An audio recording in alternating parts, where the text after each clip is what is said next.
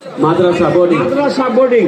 আলহামদুলিল্লাহ, রাসূল আরবি বলেছেন যে মান সালাকা তারিকান ইয়াতলুবু ফিহি ইলমান সালাকাল্লাহু তারিকান মিন তুরুকিল জান্নাহ ওয়া ইন্নাল মালায়েকাতা লাতাবাউ আজনিহাতাহা লিতা'লিমিল ইলমি। কেউ যদি ইলমে দ্বীন শিখতে যায় তো আল্লাহ ওর পথকে জান্নাতি পথ, রাস্তা বা জান্নাতি রাস্তা বানিয়ে দেয়। আর কি বলছেন? আল্লাহর ফেরেশতাগণ লাতাবাউ আজনিহাতাহা লিতা'লিমিল ইলমি। আর আল্লাহর ফেরেশতারা ওই তালিবে ইলমদের জন্য কি করে? নিজের ডানাকে বিছিয়ে দেয়। বলে দেন সুবহানাল্লাহ। আজকে আপনারা ইনাদের এখানে জমা হয়েছেন, বাবার আকায় নামদার মাদানী তাজদার।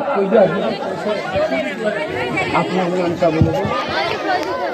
হযরত আল্লামা মাওলানা মুফতি বেলাল হোসেন সাহেবের শাশুড়ি মা। আহারে, ও মাও দারুণ ভাগ্যবান, এরকম মুফতি সাহেব জামাই পেয়েছেন। আরে মাওলানা সাহেব জামাই পেয়েছেন। হযরত আল্লামা মাওলানা বেলাল হোসেন সাহেবের শাশুড়ি মা 2000 টাকা দিয়েছেন। আহারে, এই আলিমের পাওয়ার! আল্লাহু আকবার।